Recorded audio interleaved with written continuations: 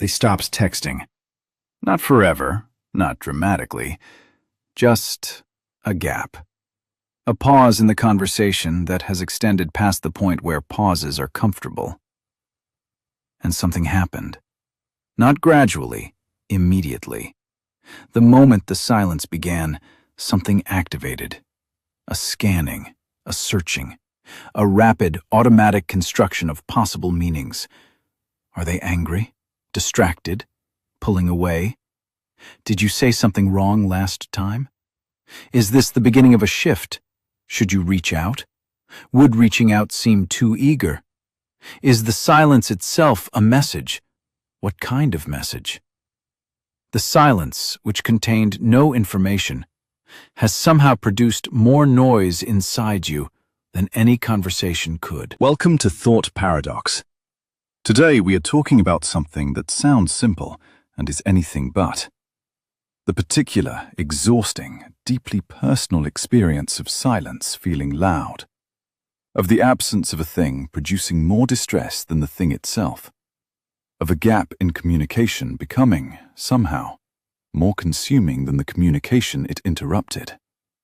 And why, for some people more than others, quiet is never actually quiet at all. Let us start with what silence is, not philosophically, neurologically. For most people, silence is neutral. It is the absence of stimulus, the resting state between inputs. For a hypervigilant nervous system, silence is not neutral. Silence is ambiguous. And ambiguity, to a nervous system trained to read environments for signs of threat, is not a resting state. It is a problem to be solved. Because ambiguity means the situation is not yet understood. And a situation that is not yet understood cannot be prepared for. And a situation that cannot be prepared for is, by definition, a potential threat. So the hypervigilant mind does what hypervigilant minds do with ambiguity. It fills it. With interpretation. With possibility. With the rapid construction of meaning where no meaning has been provided. And because the nervous system is wired for threat detection rather than opportunity detection, the meanings it constructs tend toward the concerning rather than the benign. The silence is not neutral. The silence means something is wrong. The silence means something is coming that the preparation has not yet covered. This is why silence feels loud. Not because there is actually more noise in it, but because the mind is generating the noise itself, running its own internal broadcast to fill the space the silence left open. And that internal broadcast, all interpretation, no information, nothing to actually work with, is louder than anything the other person might have said. Nobody begins life treating silence as threatening. Something installs that response. And for most people who carry it, the installation happened in a place where silence had a specific and reliable meaning. The silence that preceded something difficult. For some people, silence was never actually neutral in the environment they grew up in. A parent who went quiet before an outburst. A household where the absence of sound meant someone was angry in a way that had not yet expressed itself. A home where the quality of the quiet told you more than the words that eventually came. In that environment, the child learns to read silence the way a sailor reads the sky before a storm.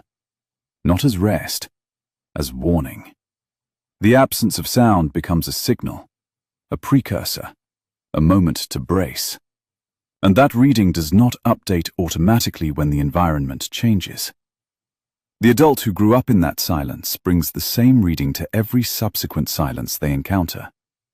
The partner who goes quiet, the friend who does not respond, the colleague who seemed off today without explaining why. Every silence gets read through the same lens. Something is coming. Start preparing. The silence of being ignored. For others, the sensitivity to silence comes from a different origin. The experience, repeated enough times to become a template, of reaching out and receiving nothing back.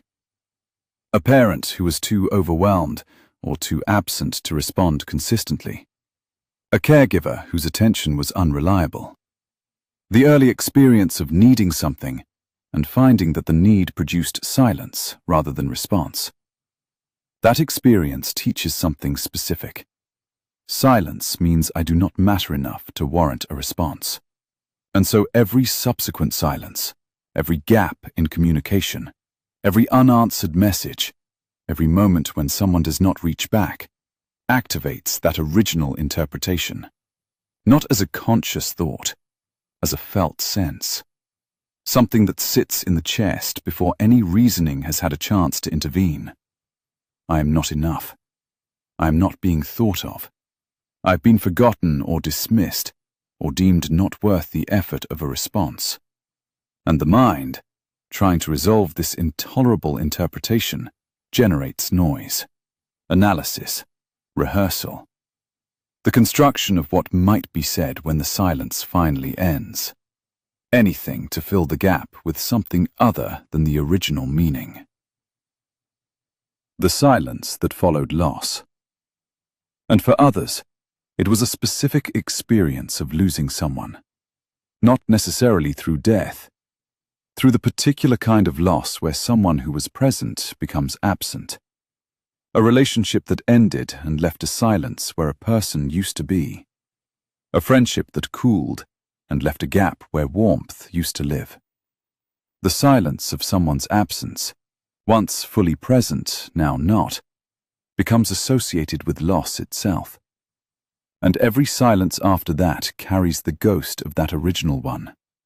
The phone that does not ring with their name on it.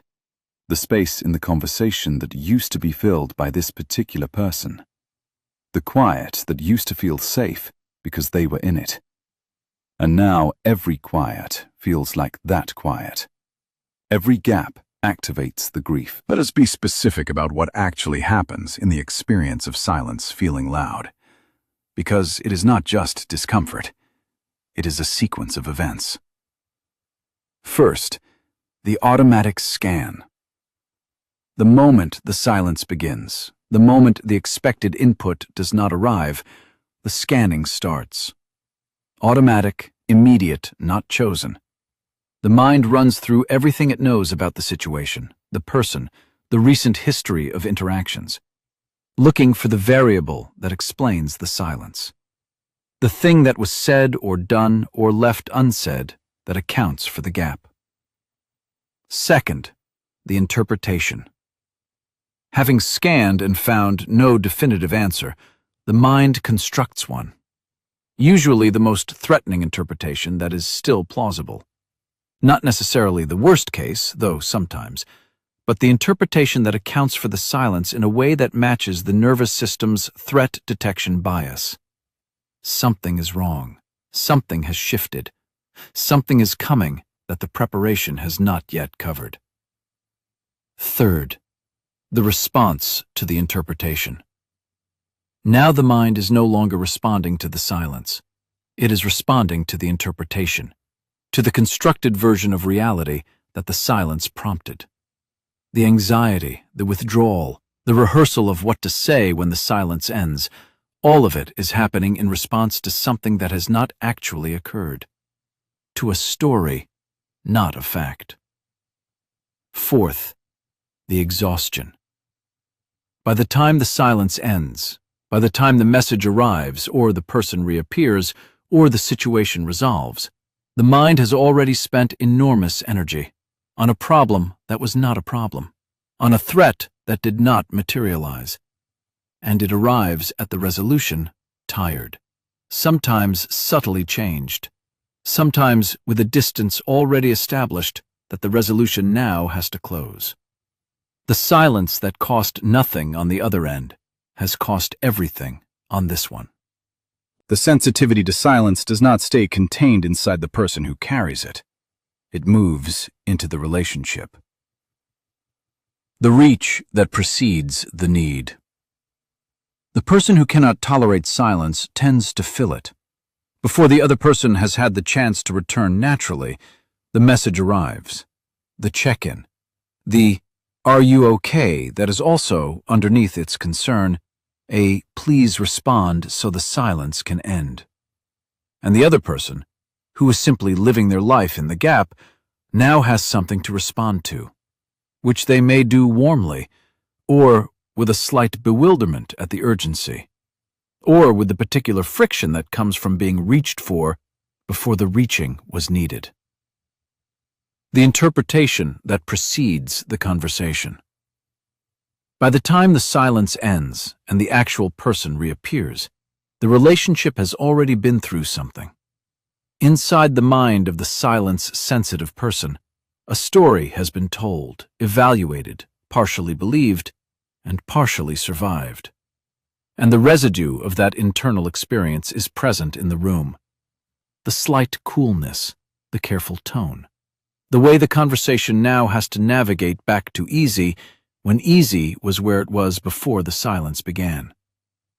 The other person cannot see what happened in the gap.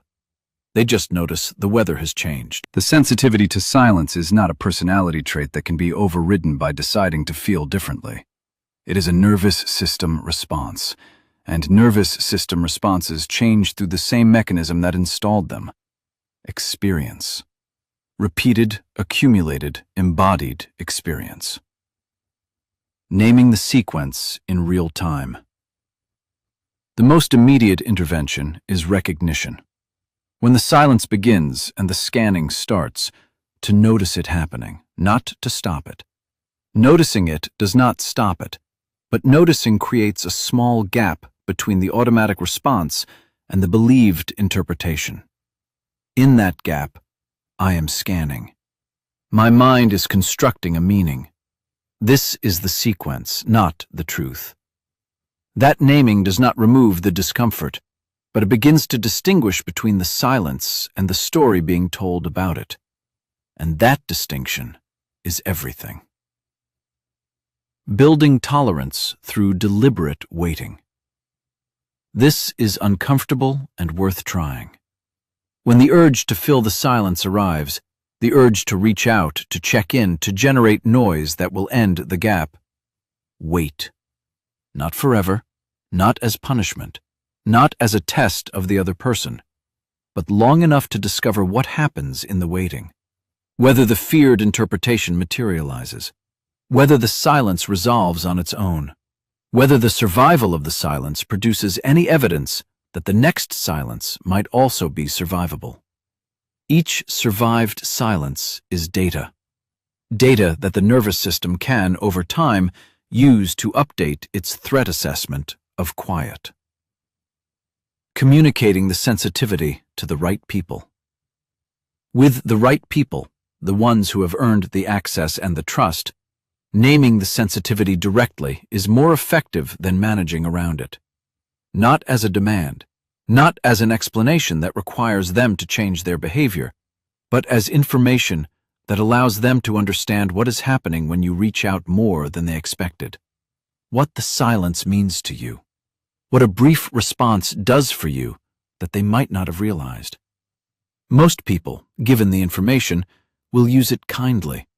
And being known in this particular way, having the sensitivity witnessed rather than managed, is itself a form of the connection that the silence was threatening to remove. Let the listener sit in silence for a moment that is now, after everything that has been said, slightly different than it was at the beginning. Silence is not always neutral. For you, it never quite has been. And the noise your mind generates in the gaps, the interpretation, the scanning, the construction of meaning where no meaning has been offered, that noise has always been trying to do the same thing, to make the silence safe, to find within it some signal that tells the nervous system what it most needs to know, that you are okay, that the connection is intact, that the gap is not a withdrawal, not a warning, not the beginning of something ending, that the quiet is just quiet. It is not always just quiet. You've been right about that, at least sometimes. But it is just quiet more often than the noise suggests. And the work, slow, patient, evidence-based, is helping your nervous system learn to tell the difference between the silence that carries meaning and the silence that is simply space, between the quiet that needs your attention and the quiet that needs your permission to be nothing more than what it is. You are allowed to need a response. You are allowed to find silence difficult. You are allowed to be someone for whom quiet has never been simple. But you are also allowed to let some of it be. To sit in the gap without immediately filling it. To discover, one small silence at a time, that not all of them are loud. Some of them are just quiet. I am Thought Paradox. If this named something you have been living with without the right words for it, share it with someone who needed to hear it. See you in the next one.